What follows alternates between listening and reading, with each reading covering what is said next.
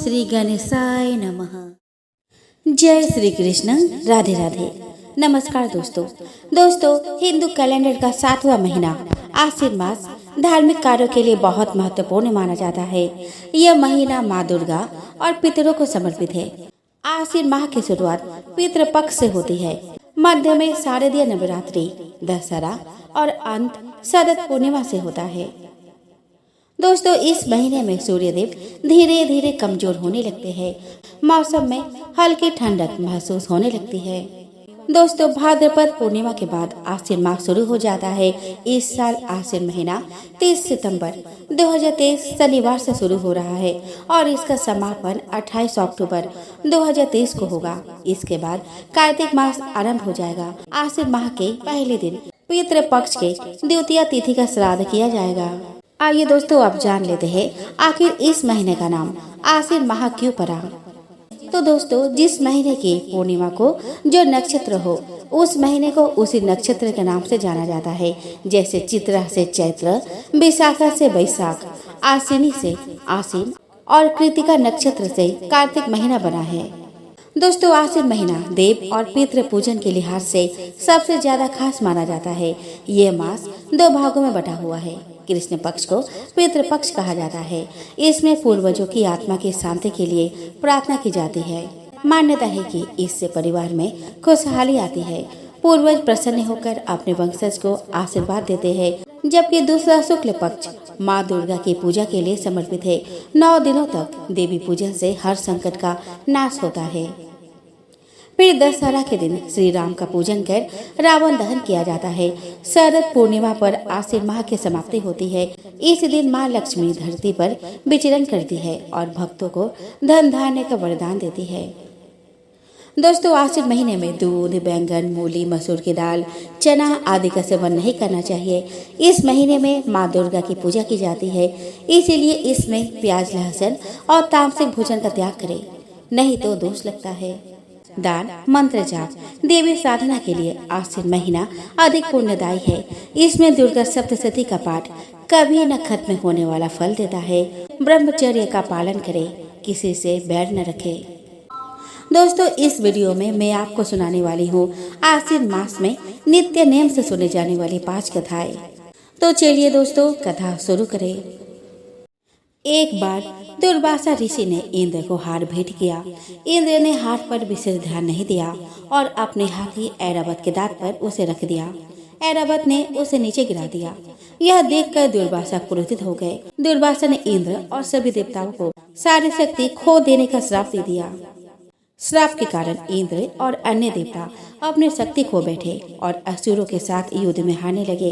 बाली के नेतृत्व में असुरों ने पूरे ब्रह्मांड पर अधिकार कर लिया। जब कोई रास्ता नहीं बचा तो इंद्र ने विष्णु से सहायता मांगी। विष्णु ने देवताओं को उनकी शक्ति वापस दिलाने की एक योजना बनाई। उन्होंने देवताओं से समुद्र मंथन करके अमृत निकालने को कहा, जिसे पीकर वे अमर हो सकते थे और अपनी शक्ति वापस पा सकते थे। देवता तो शक्तिहीन हो चुके थे, इसीलिए समुद्र मंथन के लिए उन्होंने असुरों से सहायता मांगी। देवताओं और असुरों ने मिलकर समुद्र मंथन शुरू किया। विशाल पर्वत मंदराचल को मथनी बनाकर मंथन किया जाने लगा, लेकिन सारी पर्वत समुद्र में डूबने लगा। पर्वत को डूबने से बचाने के लिए विष्णु ने कछुए का रूप रख लिया और पर्वत को अपने पीठ पर रख लिया। विष्णु के कछुए रूप में आने को ही उनका दूसरा अवतार कूर्म अवतार कहा जाता है। मंदराचल को थामने के लिए सहारा मिल गया तो विशाल नाग वासुकी को रस्सी की तरह लपेटकर मंथन शुरू किया गया। एक ओर से देवता और दूसरी ओर से असुर नाग को खींचने लगे। समुद्र मंथन शुरू हुआ तो भारी लहरें उठने लगी। उससे बहुत तीव्र विष हलाहल में निकला। देवता डर गए क्योंकि नीला विष पूरे विश्व को नष्ट कर सकता था। वे सब मिलकर शिव जी भगवान से रक्षा की विनती करने लगे। शिव जी ने प्रकट होकर सारे विष को पी लिया। इस विष को उन्होंने गले से नहीं उतारा, बल्कि गले में ही रोक लिया। तभी से उनका गला नीला हो गया और वे नीलकंठ कहलाने लगे। मंथन शुरू हुआ तो समुद्र से बहुत सारे रत्न, आभूषण, उपहार निकलने लगे। इच्छा पूरी करने वाली गाय कामधेनु, धन की देवी लक्ष्मी, इच्छा पूरी करने वाली पेड़ कल्प वृक्ष और अंत में हाथों में अमृत कलश और आयुर्वेद लिए धन्वंतरी निकली। अमृत बाहर आते ही असुरों ने कलश छीन लिया। देवता और असुरों के बीच भीषण युद्ध हुआ। अंत में विष्णु ने सुंदर युवती मोहिनी का रूप धारण करके असुरों को ललचाया और उनसे अमृत छीन लिया। असुरों से अमृत छीनकर विष्णु ने अपने पंखों वाले सारथी गरुड़ को दे दिया। गरुड़ ने जब कलश थामा तो कुछ अमृत छलक पड़ा। इससे अमृत की कुछ बूंदें उज्जैन, नासिक, इलाहाबाद और हरिद्वार में गिरी। कहते हैं कि इन बूंदों से भूमि पवित्र हो गई और हर साल कुंभ मेले में श्रद्धालु इन शहरों में आकर अपने पाप धोते हैं। देवता अमृत पाकर अमर हो गए। हालांकि कुछ असुर भी अमृत के बूंदे चखने में सफल हो गए थे, इसीलिए वे भी अमर हो गए। दो असुर राहु और केतु अपना वेश बदलकर देवताओं के बीच बैठ गए। सूर्य और चंद्रमा ने उन्हें पहचान लिया और विष्णु से उनकी शिकायत कर दी। विष्णु ने सुदर्शन चक्र से उनके सिर काट दिए। तब तक अमृत उनके गले से नीचे नहीं उतर पाया था, इसीलिए उनके सिर तो अमर हो गए, लेकिन शेषधर मर गया। इसी का बदला लेने के लिए राहु और केतु हर साल सूर्य ग्रहण और चंद्र ग्रहण के दौरान सूर्य और चंद्रमा को निगल लेते हैं। किसी गांव में एक बुढ़िया रहती थी। वह बहुत नियम धर्म से व्रत रखा करती थी। एक दिन भगवान के घर से यमदूत उसे लेने आ गए और वह उनके साथ चल पड़ी। चलते चलते एक गहरी नदी आई तो यमदूत बोले कि माई, तुमने गोदान की हुई है या नहीं। बुढ़िया ने उनकी बात सुनकर मन में श्रद्धा से गाय का ध्यान किया तो वह उनके समक्ष आ गई और बुढ़िया उस गाय के पूंछ पकड़कर नदी पार कर गई। वह यमदूतों के साथ फिर आगे बढ़ी तो काले कुत्ते आ गए। यमदूत फिर बोले, कुत्तों को खाना खिलाया था। बुढ़िया ने मन में कुत्तों का ध्यान किया तो वे रास्ते से चले गए। अब बुढ़िया फिर से आगे बढ़ने लगी तो रास्ते में कोई ने उसके सिर में चोंच मारनी शुरू कर दी। तो यमदूत बोले कि ब्राह्मण की बेटी के सिर में तेल लगाया था। बुढ़िया ने ब्राह्मण की बेटी का ध्यान किया तो कौवे ने चोंच मारनी बंद कर दी। कुछ आगे बढ़ने पर बुढ़िया के पैर में कांटे चुभने लगे तो यमदूत बोले कि खराव आदि दान की है। बुढ़िया ने उनका ध्यान किया तो खराव उसके पैरों में आ गए। बुढ़िया फिर आगे बढ़ी तो चित्रगुप्त जी ने यमराज से कहा कि आप किसे लेकर आए हो। यमराज जी बोले कि बुढ़िया ने दान पुण्य तो बहुत किए हैं, लेकिन धर्मराज जी का कुछ नहीं किया, इसीलिए आगे का द्वार इसके लिए बंद है। सारी बातें सुनने के बाद बुढ़िया बोली कि आप मुझे सिर्फ 7 दिन के लिए वापस धरती पर भेज दे। मैं धर्मराज जी का व्रत और उद्यापन करके वापस आ जाऊंगी। बुढ़िया माई वापस धरती पर अपने गांव आ गई और गांव वालों ने उसे भूतनी समझकर अपने दरवाजे बंद कर दिए। वह अब अपने घर गई तो उसके बेटे बहू भी दरवाजे बंद करके बैठ गए। बुढ़िया ने कहा कि मैं भूतनी नहीं हूँ, मैं तो धर्मराज जी का आज्ञा से वापस धरती पर 7 दिनों के लिए आई हूँ। इन 7 दिनों में मैं धर्मराज जी का व्रत और उद्यापन करूंगी, जिससे मुझे परलोक में जगह मिलेगी।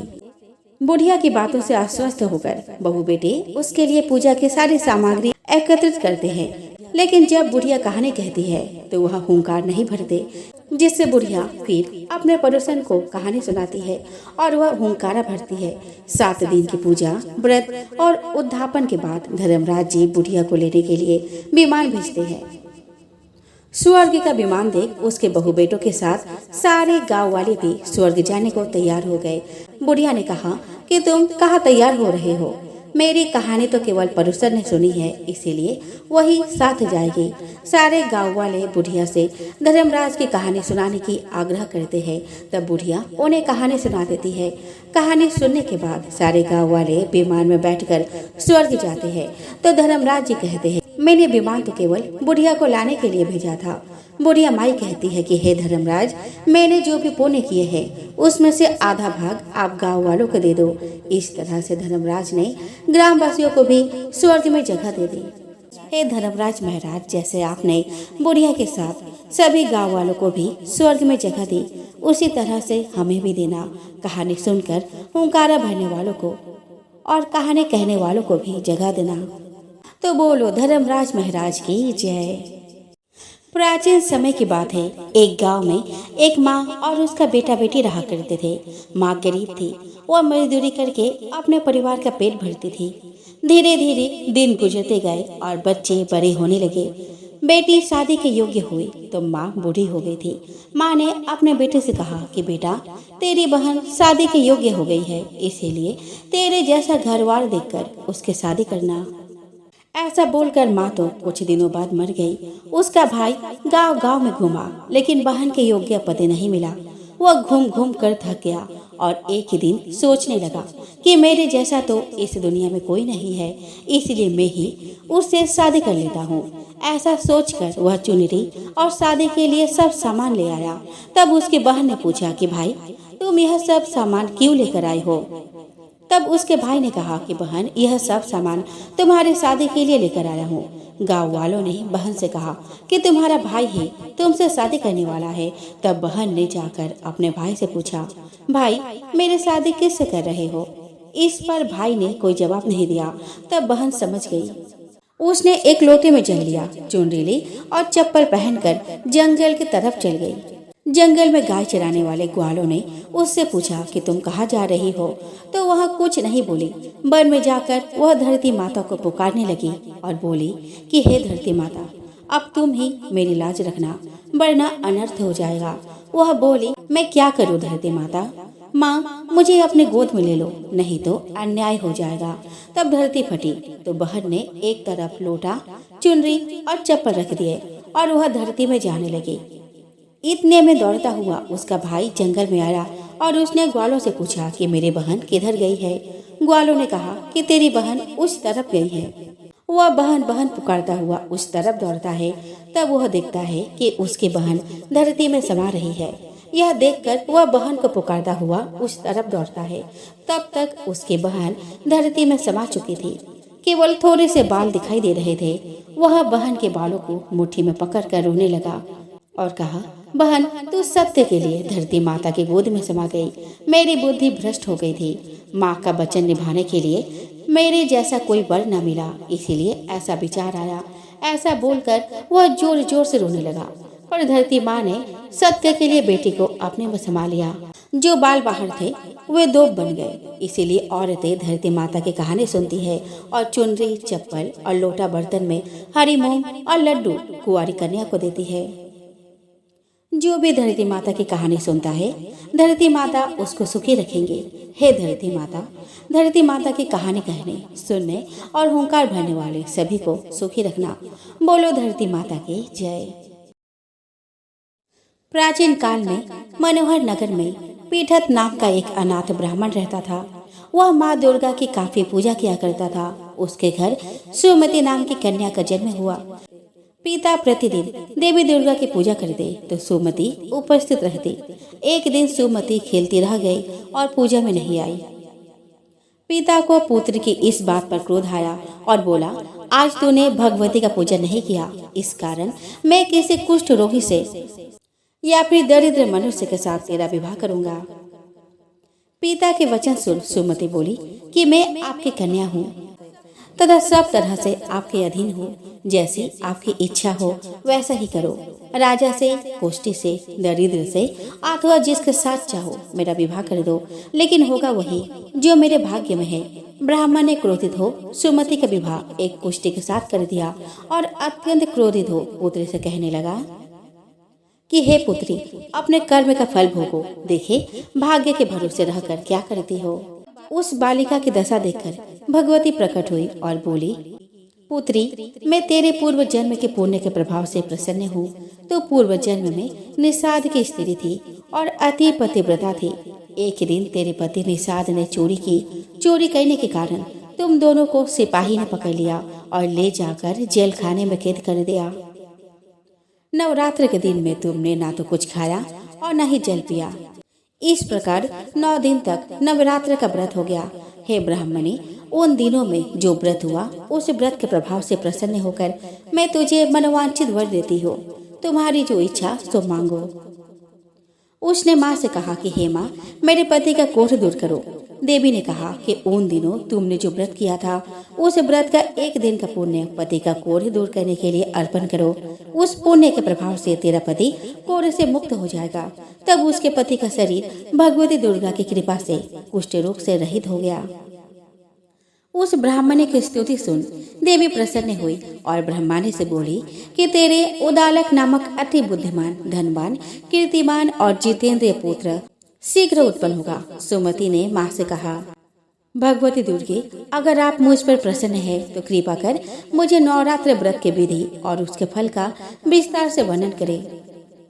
देवी दुर्गा ने उसे बताया कि आश्विन मास के शुक्ल पक्ष की प्रतिपदा से लेकर 9 दिन तक विधि पूर्वक व्रत करे। यदि दिन भर का व्रत ना कर सके तो एक समय भोजन करे, घर में घट स्थापन करे और बाटिका बनाकर उसको प्रतिदिन जल से सींचे, नित्य विधि सहित पूजा करे और पुष्पों से विधि पूर्वक अर्घ्य दे। खांड, घी, गेहूं, शहद, जौ, तिल, बिल्लव, नारियल, दाक और कदम आदि से हवन करे। गेहूं से होम करने से लक्ष्मी की प्राप्ति होती है। खीर एवं चंपा के पुष्पों से धन की और बेल पत्तों से तेज व सुख की प्राप्ति होती है। बेजोड़े के फल से अर्घ्य देने से रूप की प्राप्ति होती है। जायफल से अर्घ्य देने से कीर्ति, दाग से अर्घ्य देने से कार्य की सिद्धि होती है। आंवले से अर्घ्य देने से सुख की प्राप्ति होती है और केले से अर्घ्य देने से आभूषणों की प्राप्ति होती है। इस प्रकार पुष्पों और फलों से अर्घ्य देकर व्रत समाप्त होने पर 9वें दिन यथा विधि हवन करे। आंवले से कीर्ति और केले से पुत्र की, कमल से राज सम्मान की और दाखों से संपदा की प्राप्ति होती है। इन 9 दिनों में जो कुछ दान आदि किया जाता है उसका करोड़ों गुना फल मिलता है। इस प्रकार ब्राह्मणी को व्रत की विधि और फल बताकर देवी अंतर्ध्यान हो गई। दोस्तों, एक समय की बात है, एक भाई बहन रहते थे।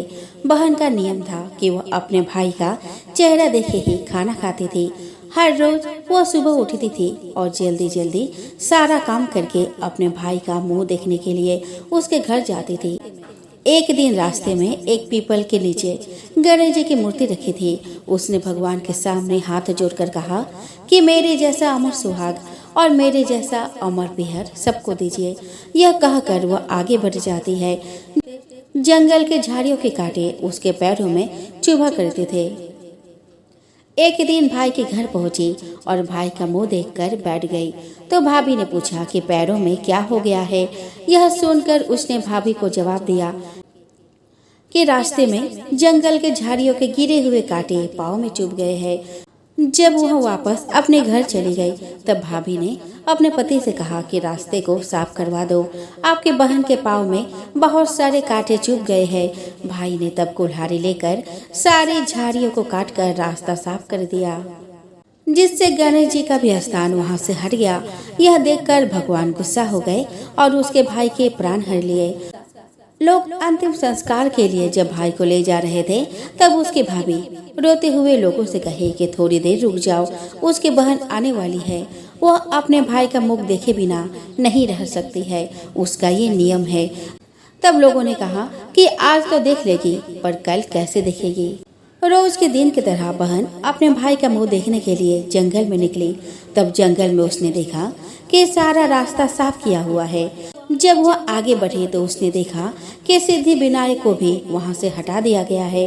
तब उसने जाने से पहले गणेश जी को एक अच्छे स्थान पर रखकर उन्हें स्थान दिया और हाथ जोड़कर बोले कि भगवान, मेरे जैसा अमर सुहाग और मेरे जैसा अमर पीहर सबको देना।